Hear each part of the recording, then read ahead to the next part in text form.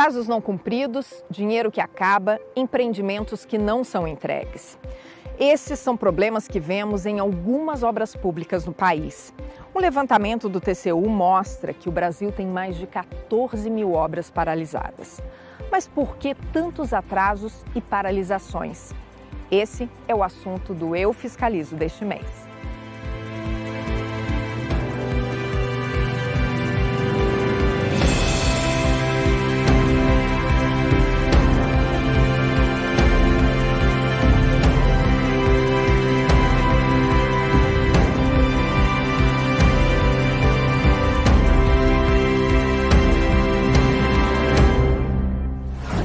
O panorama do levantamento revela um Brasil paralisado.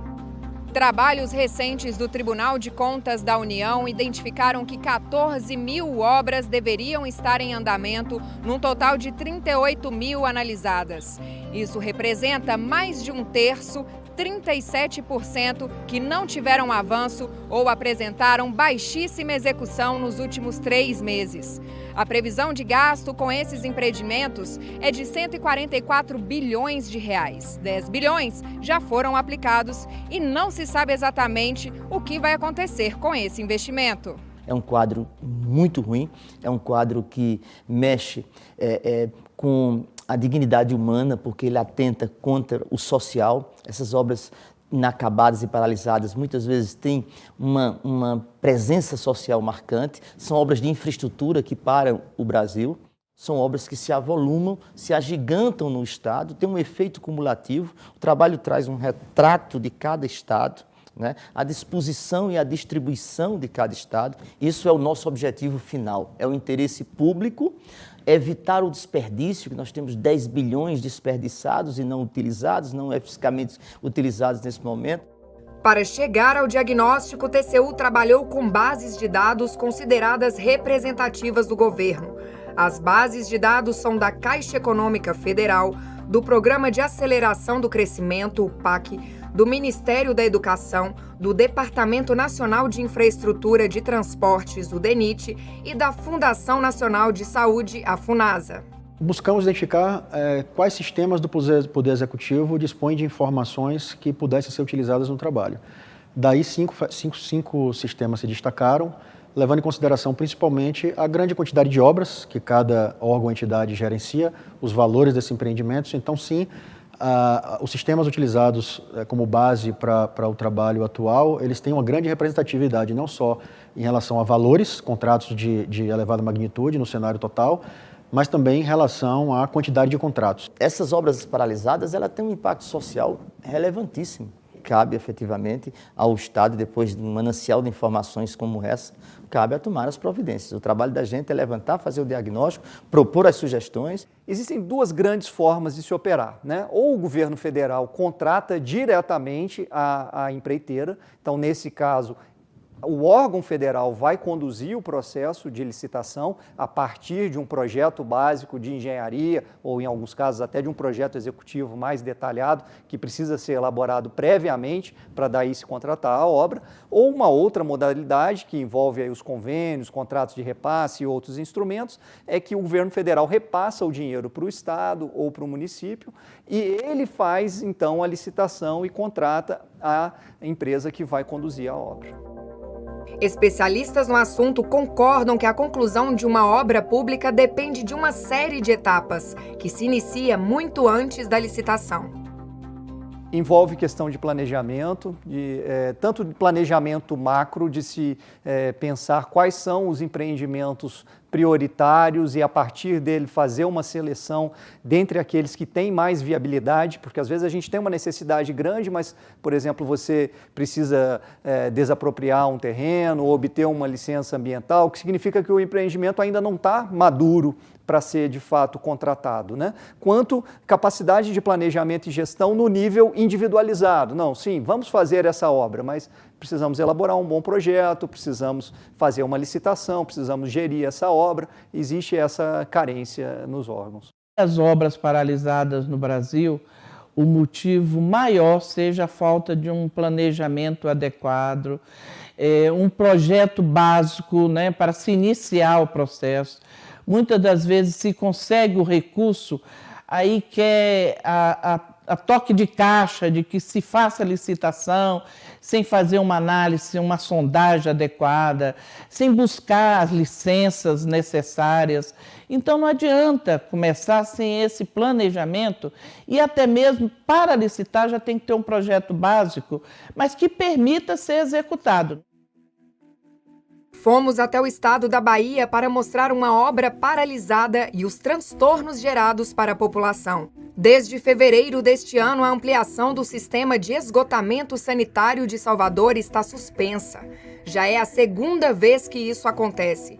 O empreendimento abrange 3 bacias hidrográficas. São 46 mil famílias em mais de 10 bairros que seriam beneficiadas com cerca de 100 quilômetros da rede de esgoto.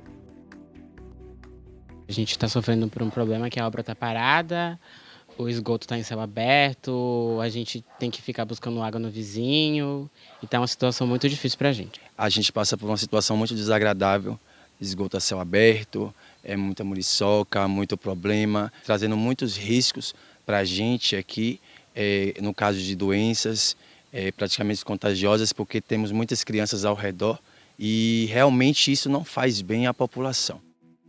A empresa baiana de águas e saneamento de Salvador é a responsável pela obra que foi iniciada em 2009. O engenheiro da Embasa comenta sobre o atraso e a previsão de entrega. Nós requalificamos o orçamento, corrigimos algumas deficiências e estamos com um processo de licitação baseada na nova lei das estatais. Segundo semestre agora vamos licitar e tudo dando certo com a licitação, a gente inicia a obra ainda no segundo semestre.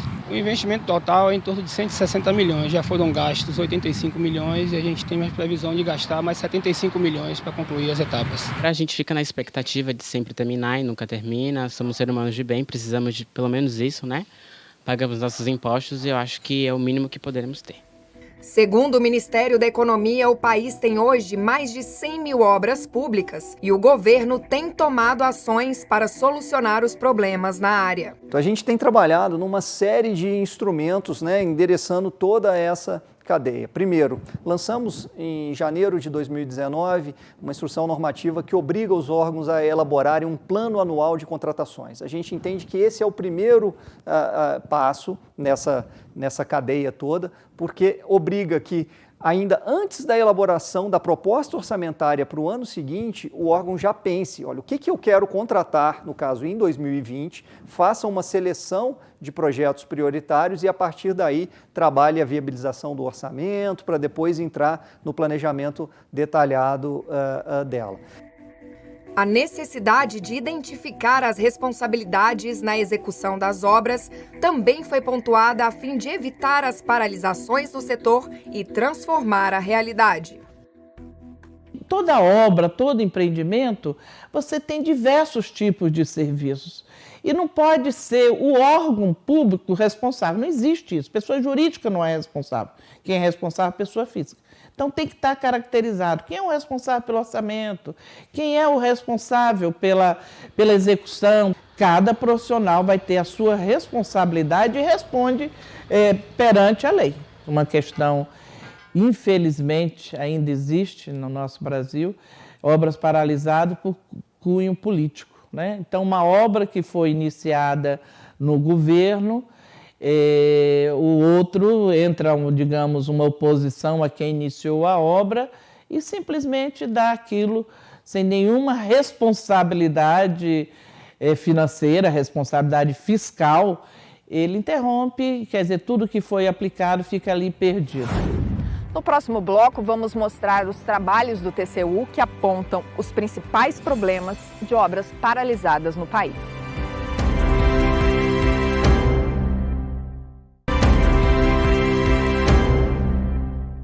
O complexo penitenciário da Papuda, na capital do Brasil, é mais um exemplo de obra financiada por recurso público e com problemas de execução. Existe a demanda de construir 4 novos centros de detenção provisória que vão possibilitar o aumento de 3.200 vagas prisionais, 800 em cada unidade. A construção chegou a ser iniciada, mas foi paralisada em 2017. O percentual de execução passou de 55% para 38% no ano passado, segundo o relatório do Departamento Penitenciário Nacional. O projeto já recebeu 80 milhões de reais. Em nota, a Secretaria de Segurança Pública do Distrito Federal informou que a rescisão foi efetuada pela Secretaria de Estado de Justiça e Cidadania, à época responsável pelo contrato, em razão de paralisação sem justa causa e sem prévia comunicação à administração e pelo não cumprimento de cláusula contratual. Informaram ainda que a obra foi reiniciada no final de maio deste ano pela segunda colocada no processo licitatório. A previsão para término é de 12 meses. Esse defensor público fala sobre as consequências do atraso. Uma superpopulação carcerária que reflete diretamente questões de segurança e usufruto dos direitos dos presos. Em se tratando das consequências da superlotação diretas para o ambiente penitenciário, é diminuição dos tempos de visita, diminuição dos tempos de sol, a inexistência de ambiente sadio para eles ficarem, porque celas para 10, 12 presos, hoje nós temos 36, 40. Em questões de segurança, a superlotação gera um grande problema por conta da própria estrutura física, que está numa superlotação que não suporta mais, está no limite de entrada de pessoas, que não é acompanhada de um aumento também do número de agentes penitenciários. Trabalhos recentes do TCU buscaram identificar as falhas nos empreendimentos públicos atrasados ou paralisados no país, como no caso da Papuda. A conclusão da auditoria apontou 3 causas principais: contratação com projeto básico deficiente, insuficiência de recursos financeiros na contrapartida e dificuldade dos entes subnacionais em administrar a verba recebida. O TCU tem uma expertise secular de trabalho de auditoria e levantamento, tanto interno quanto externo, de campo. Nós analisamos os dados trazidos pelos sistemas de fornecimento do governo, né? Nós analisamos os dados dos ministérios e nós fazemos visitas em loco e analisamos as obras também. Nós temos grandes objetivos nesse projeto. O primeiro objetivo é recolher o maior número de informações e fazer um diagnóstico das obras inacabadas no país, das obras paralisadas no país, e enviar ao Congresso Nacional e enviar ao governo, ao Poder Executivo. Um dos levantamentos analisou os recursos destinados ao Proinfância e revelou que 75 mil vagas deixaram de ser criadas em creches. Na saúde, os dados mostram cerca de 190 UBSs, unidades básicas de saúde, paralisadas, e 250 equipes de saúde da família sem realizar atendimento. Além do custo pela manutenção das construções, foi destacado o prejuízo causado pela demora ao impedir os benefícios assistenciais que seriam oferecidos à população. O ministro reforça o papel do TCU. Por isso que nós somos um órgão não apenas sancionador, mas somos um órgão de atenção e suporte à gestão pública. Nós queremos ensinar a não errar, nós queremos ensinar ao gestor a fazer o certo, nós queremos ajudar a execução dessa obra e quando efetivamente o erário público estiver comprometido, nós utilizaremos o nosso dever constitucional de punir. Mas nosso compromisso é o interesse público, é buscar minimizar os danos já existentes. Para entender um pouquinho mais sobre esse assunto, a gente vai conversar aqui com Bruno Martinello Lima, ele que é secretário de Fiscalização de Infraestrutura Urbana aqui no TCU. Obrigada pela participação, Bruno, é um prazer tê-lo aqui conosco. Eu que agradeço, é um prazer falar de um assunto tão importante para o país. A gente acabou de ver então a reportagem, né, que fala um pouquinho sobre esse trabalho que vocês fizeram, e eu já quero começar com essa pergunta: quais são as causas que levam à paralisação de uma obra? Das 5 principais bases de dados de informações que nós coletamos, somente uma delas responde essa questão: quais são as causas? Então, das 14 mil obras paralisadas, apenas 3 mil delas têm essa resposta ou têm, a princípio, esse diagnóstico de resposta. Mas quando nós observamos as respostas que foram dadas, elas são muito genéricas, muito amplas. E aí, dentro da nossa auditoria, nós buscamos fazer visitas in loco e o que a gente viu foi que a maior parte delas está relacionadas a problemas de projeto. São projetos que, eventualmente, não têm o detalhamento ou não foi orçado da maneira correta ou precisam fazer alterações significativas e isso leva, consequentemente, à paralisação dessas obras. A gente pode resumir todas essas causas a um grande problema, que é a falta de planejamento. Hoje, no nosso país, nós não temos a cultura de planejar. Então, muitas das vezes, esses projetos são feitos em tempo muito inferior àquele que era devido.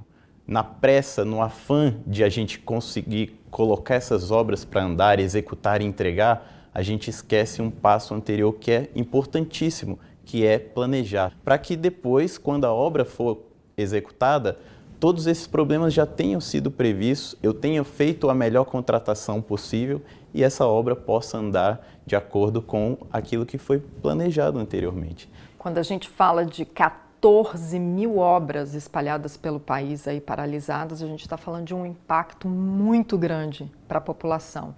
Então, quando uma obra ela é paralisada por falta de gestão, seja pela causa que for, isso traz transtornos diretamente para a população, né? Que impactos são esses? Sem dúvida, a população é a principal prejudicada, porque praticamente todas as nossas políticas públicas, ou a maior parte delas, elas são entregues à população por meio de uma infraestrutura, por meio de empreendimentos, né? Então, quando você tem uma obra paralisada, você está deixando de entregar não aquela obra por si mesma, mas uma política pública que está ali por trás. Então, são creches paralisadas que representam vagas onde crianças poderiam estar estudando e não estão. Quando você fala de paralisação de postos de saúde, é a população que está deixando de ser atendida ali em um ambiente adequado. Mas ainda há um componente econômico e financeiro também importante. Primeiro porque há um desperdício de recurso, você aplica recursos que você não tem nenhum usufruto e, além disso, a economia para de girar. Eram empreendimentos importantes para aumentar a competitividade do nosso país, injetar recursos na economia, que estão paralisados por conta desses empreendimentos, por causa dessa gestão. Os recursos inicialmente previstos já não são suficientes, você vai ter que aportar novos recursos, refazer serviços. Então, todos saem perdendo com essa situação. A partir desse trabalho que vocês fizeram aqui no TCU, algumas obras foram paralisadas, mas a gente está um pouquinho distante desse número de 14 mil, né? Qual é o número que se encontra nesse trabalho de vocês? Bem, das 14 mil obras paralisadas, os órgãos de controle são responsáveis apenas por 3% delas, cerca de 90% ao todo daquelas que nós temos conhecimento da causa. Isso é um universo muito pequeno e serve para reafirmar aquilo que nós temos defendido há bastante tempo, que os órgãos de controle não são os responsáveis por essa paralisação que muitas das vezes é equivocadamente difundida nos meios dos gestores. E por parte do TCU, que é um órgão de controle, mas não é o único, ele tem a indicação apenas de 6 obras ao Congresso Nacional para a paralisação delas, que foi referendada pelo Congresso, e essas 6 obras só foram indicadas por parte desta Corte de Contas pelas inúmeras irregularidades graves que abarcam a gestão desse empreendimento. Então, são obras com sobrepreço, são obras com projetos que não atendem à sociedade, que, se continuadas, o prejuízo é muito maior do que a paralisação delas. Então, nesses casos, é feita uma avaliação pelas unidades técnicas, pelo colegiado dessa corte e pelo Congresso Nacional acerca do custo dessa paralisação e do benefício. E o que é feito, Bruno, a partir de um trabalho como esse? O que vocês propõem como solução? Por meio do acórdão do TCU, uma série de recomendações foi feita ao Ministério da Economia, primeiro para nós darmos melhoria nessa questão das bases de dados. Hoje há uma dispersão muito grande dessas bases em vários órgãos que elas não se comunicam. Foi proposta uma série de recomendações para que haja integração dessas bases, para que haja fortalecimento de ações relativas aos municípios, como, por exemplo, a formação de consórcios públicos. Hoje há uma dificuldade também grande por parte dos municípios em gerir esses recursos que eles recebem, tanto com relação à parte técnica, quanto com relação à parte financeira e orçamentária. A capacidade de gestão do município ela é limitada. Além disso, nós também fizemos algumas proposições para que haja uma uniformização do critério. E, por fim, é acompanhar o desenrolar dessas medidas, para a gente saber quais providências foram tomadas para que essas obras que estão hoje paralisadas sejam retomadas e quais as principais providências para que outras não incorram no mesmo problema. Obrigada, Bruno. Foi um prazer tê-lo aqui mais uma vez no Eu Fiscalizo. Eu que agradeço. No próximo bloco, a gente volta mostrando os aplicativos que divulgam o andamento das obras no país.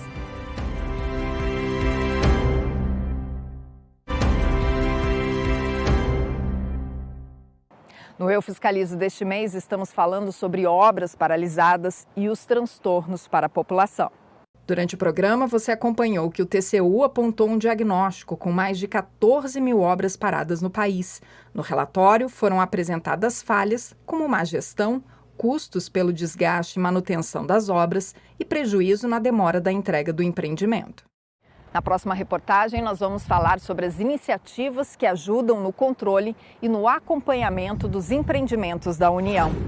Ao longo do tempo, as obras públicas foram administradas por órgãos específicos e de acordo com seu sistema próprio. Faltava um direcionamento para uniformizar os critérios dos contratos e identificar a paralisação no andamento das construções. Isso dificultou na obtenção do retrato da realidade no Brasil e ainda é um desafio a ser superado. Há mais de 10 anos, o TCU recomenda a criação de um único registro para obras. Em 2007, houve essa determinação para a constituição do Cadastro Geral de Obras, em função do diagnóstico que foi feito da falta de integração dos sistemas. Desde lá, o TCU vem acompanhando os desdobramentos das ações por parte do Ministério do Planejamento, do então Ministério do Planejamento. Hoje, as ações estão a cargo do Ministério da Economia. Recentemente, nessa auditoria, na auditoria sobre obras paralisadas que fizemos agora em 2018, com o Acordo 1079-2019, nesse trabalho foi identificado, mais uma vez, a importância, e foi constatado e foi recomendado ao Ministério que busque, de fato, promover a integração dos seus sistemas. A recomendação não possui apenas o intuito fiscalizador, mas também o de proporcionar suporte ao funcionamento da administração. Com isso, o gestor, quando ele analisa todas as informações que ele tem disponível, é muito difícil ele conseguir interpretá-las, já que os sistemas falam linguagens diferentes. Então, o Cadastro Geral de Obras, ele vai permitir uma visão global da gestão das obras. E aí sim permitir que o governo federal priorize a obra que deve ser priorizada, porque ele vai ter um sistema único integrando todas as bases, falando a mesma linguagem. Algumas ações do governo conduzidas neste ano pelo Ministério da Economia seguem essa orientação. Foi lançada a plataforma Mais Brasil, uma base de dados unificada formada por vários segmentos que movimentam o país. É aberta para toda a população. Quando nós estamos falando da plataforma Mais Brasil, nós estamos pegando um conjunto muito mais amplo de empreendimentos, não só obras, mas também aquisição de equipamentos e de serviços e de todas as transferências da União. Ela é uma plataforma tecnológica na qual, ao longo dos próximos 4 anos de governo, nós vamos migrar para dentro dela todas as transferências de recursos que a União faz para estados, municípios e organizações de terceiro setor. Nós estamos falando de volumes aí que chegam a 380 bilhões de reais por ano. A ferramenta disponibiliza o painel de obras, que permite acesso livre às informações do setor com recursos federais. O cidadão pode acompanhar a execução física e financeira na sua região por meio do relatório gerado em detalhe de obras. Assim, é possível verificar onde há percentual de baixo desempenho. Constam dados do PAC, o Programa de Aceleração do Crescimento, do Siconv o Sistema de Gestão de Convênios e Contratos de Repasses e do Programa Avançar. Já são cerca de 108 mil empreendimentos cadastrados, que somam mais de R$1 trilhão em investimentos. Para aproximar mais da realidade dos cidadãos e possibilitar maior integração, foram desenvolvidos 3 aplicativos de celular. Neles, podemos encontrar informações sobre investimentos públicos administrados pela plataforma Mais Brasil. O Cidadão Mais Brasil mostra as transferências para os governos estaduais, municipais e organizações da sociedade civil. É possível sugerir, por exemplo, a pavimentação de uma rua em benefício da sua cidade. O aplicativo Fiscalização Mais Brasil auxilia principalmente os servidores públicos que atuam como fiscais na gestão de vistorias. Possibilita monitoramento, envio de informações e até o georreferenciamento. E o Gestão Mais Brasil apoia gestores públicos das diferentes esferas de governo. Há informações sobre os programas, propostas e instrumentos celebrados com a União. O cidadão pode baixar, colocar no seu celular e ele se tornar o fiscal in loco da obra. Então, como exemplos que eu dava, numa pavimentação de uma rua, ou de uma construção de uma creche ou de um hospital, você não precisa esperar, como era, né, no passado, 6 meses depois chegar um calhamaço de papel lá do município com algumas fotos. Não, hoje ele consegue um acompanhamento em tempo real e com isso tomar eventuais ações de gestão aí para que o empreendimento avance na velocidade planejada. O trabalho para aumentar o poder de gestão e o controle social conta com o apoio do TCU. Nós temos buscado fazer reuniões periódicas avaliando o passo a passo ao longo desse cronograma. Logicamente, cabe ao Ministério cumprir a determinação, mas é importante que o TCU esteja sempre de portas abertas para o diálogo, para discutir com o próprio Ministério a complexidade que de fato é o cadastro de obras. Então nós temos atuado acompanhando as medidas adotadas, mas também dialogando muito sobre o tema que de fato é complexo, levando um pouco da experiência do TCU também sobre o tema. Esse trabalho não termina em si mesmo, esse trabalho não se completa, tá certo? Nós temos anualmente entregar mais elementos ao Congresso Nacional e ao Governo Federal e aos governos estaduais para efetivamente criar um pacto no país, e aí o TCU está propenso a participar desse pacto em nome da restauração e da eficiência do Estado, né, acabando ou tentando minimizar essas obras que são hoje paralisadas ou inacabadas, que tanto mal traz à nação brasileira. O Eu Fiscalizo termina por aqui. No próximo mês nós vamos falar sobre políticas públicas.